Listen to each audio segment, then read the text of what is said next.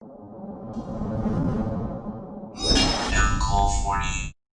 know what I didn't expect today? Egyptian god support. Oh man.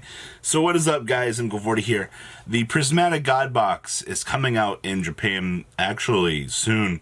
And we got some fantastic new support for Egyptian gods.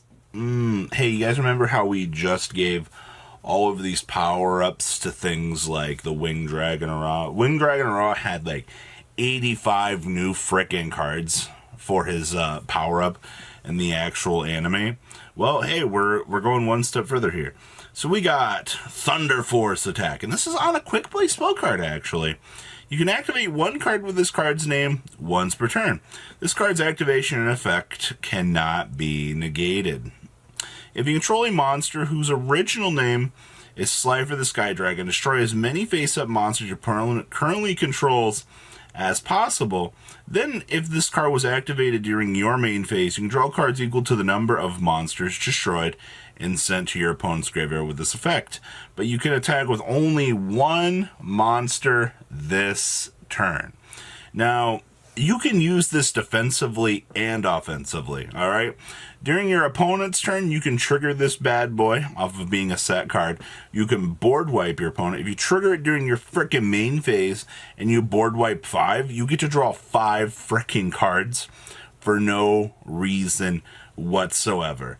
Alright, but who cares? You can only attack with one monster during the turn that you apply this effect, and this card is basically, well, the card's activation and effect cannot be negated.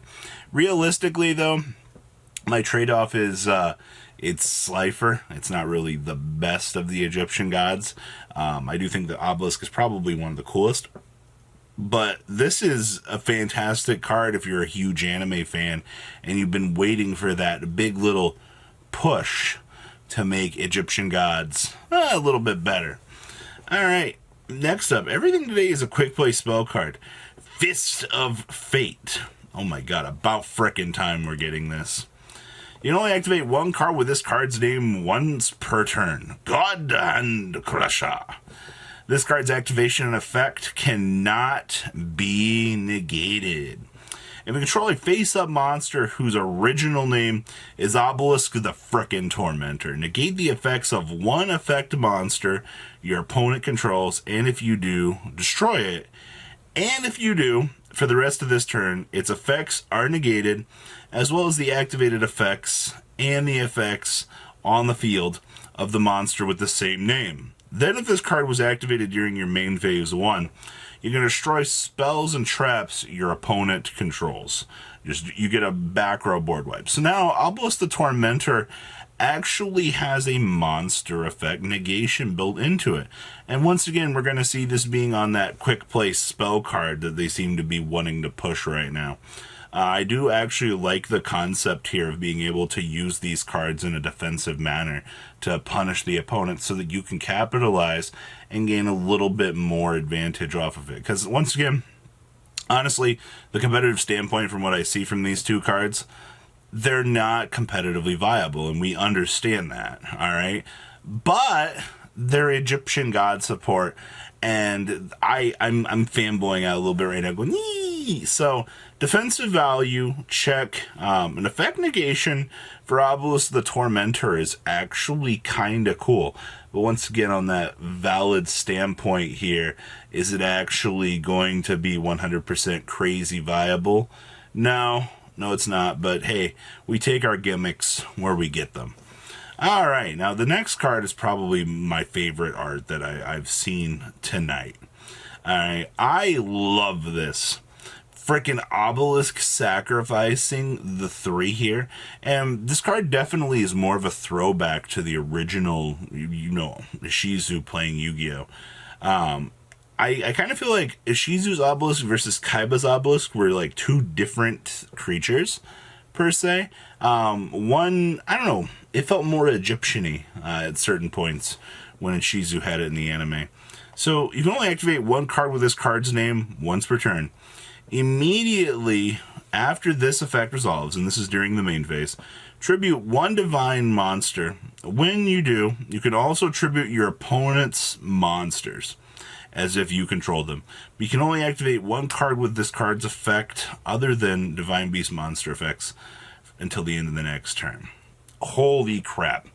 They finally did it. Okay, so I get to immediately just shoot this.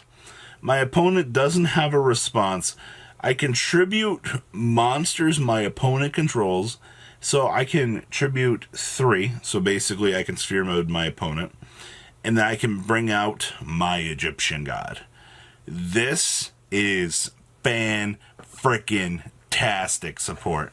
Now, the downside to this is, I mean, we're using Raw as a means to board wipe these pretty huge boards that these opponents put up. So, I mean, watching your opponent potentially roll out a negate on the activation of this is probably going to suck. But I am looking forward to seeing some cool, crazy interactions with this. Because remember, we still have the Dark Magic Circle that we can toggle some crazy BS from. Alright, that we can use True Name to stack through the deck. So there are some, shenanigans that you can do with Egyptian gods at this point in time.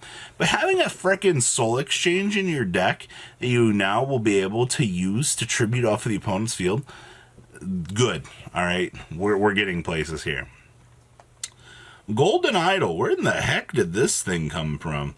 So I guess we're getting more support. Pegasus, is that you? Did you do this? Alright, so Golden Idol on a level 1 Dark Spellcaster. Oh boy. Once per turn, quick effect, you can look at your opponent's hand, and also this card's name becomes Thousand Eyes Idol till the end of the turn. What? I guess.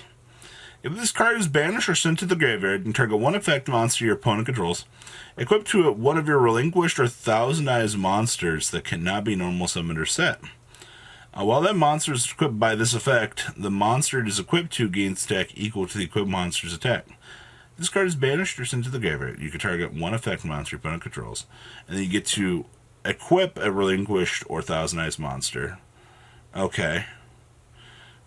While that monster is equipped, that monster gains attack and defense equal to the equipped monsters.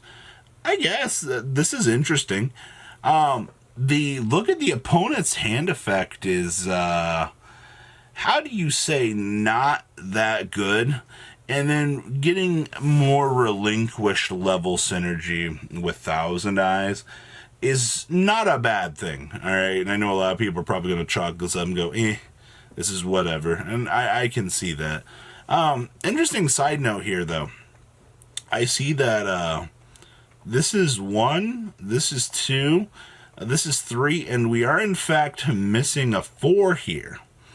Alright, so I don't know, that's kind of interesting.